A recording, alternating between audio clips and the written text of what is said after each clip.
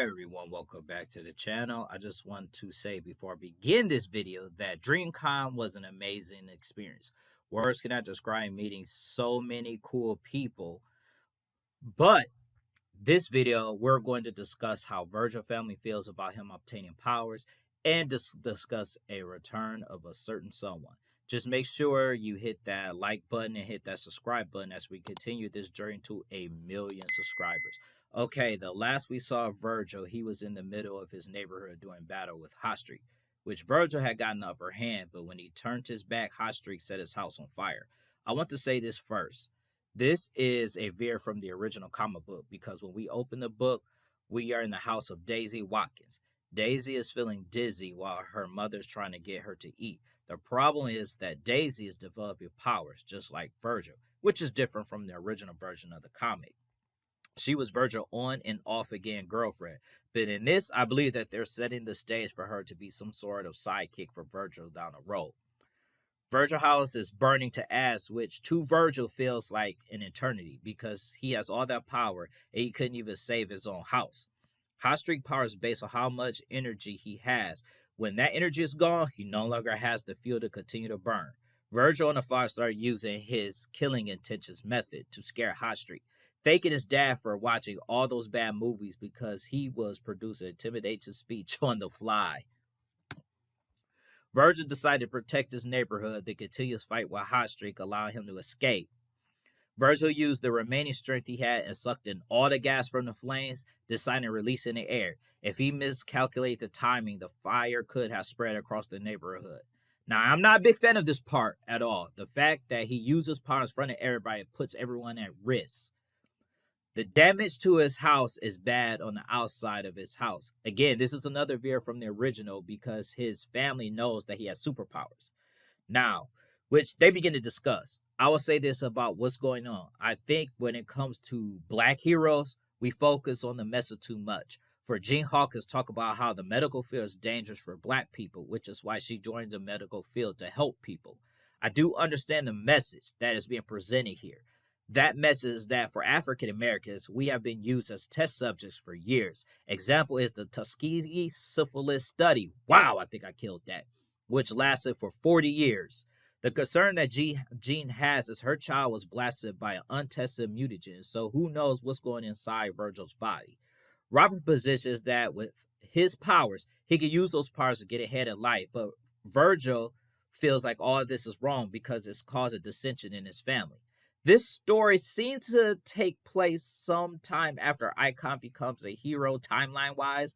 Not really sure. Virgil hasn't been to school weeks, but he decided to go early because he was trying to avoid all the drama that was going on at his house.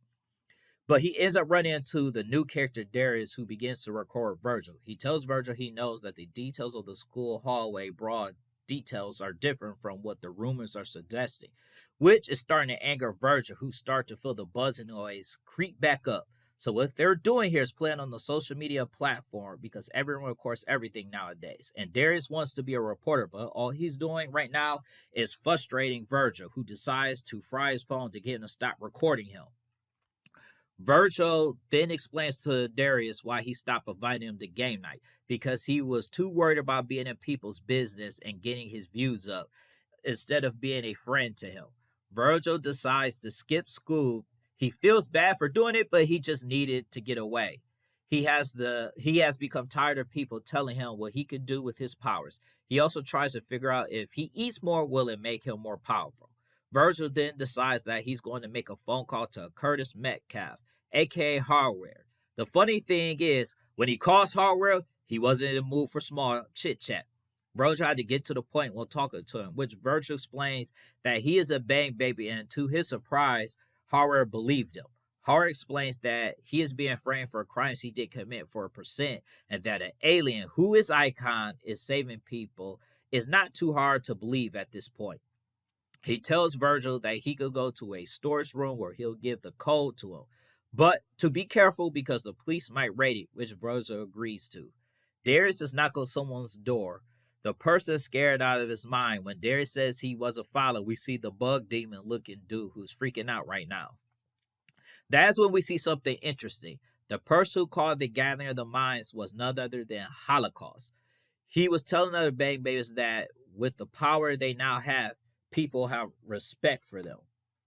During the gathering, the army then shows up and began attacking the bang babies. Now, this is a little different from the original because it appears that the army now has equipment that can challenge metahumans, almost like how the purifiers use their abilities against mutants and stuff. It's something like that. Holocaust ended up leaving them to die. He got out of there quickly while the rest were fighting for their lives. Hot Streak ended up going crazy, burning some of the army guys alive. It took 7 soldiers to extinguish his flames. While Darius was trying to help Devil Boy, Virgil was nerding out on what he found in hardware storage room. He was enjoying all that was in the locker room. The cops end up showing up looking for Curtis Metcalf. And that's kind of where the story ends. And I'm actually curious where they're gonna go. I do think part 3 is where he ends up getting his costume. Now I've seen some artwork of the costumes and stuff, and truthfully, I like the cartoon version. I also like the old school with the Malcolm X hat. I also like that too. So I'm hoping that they, kind of go between those two and not with just he don't have a mask because, like I said, they just I don't know, y'all. I mean, they're killing me with this secret identity, not having a secret identity type thing. It's like really kind of frustrating as a fan of comic books.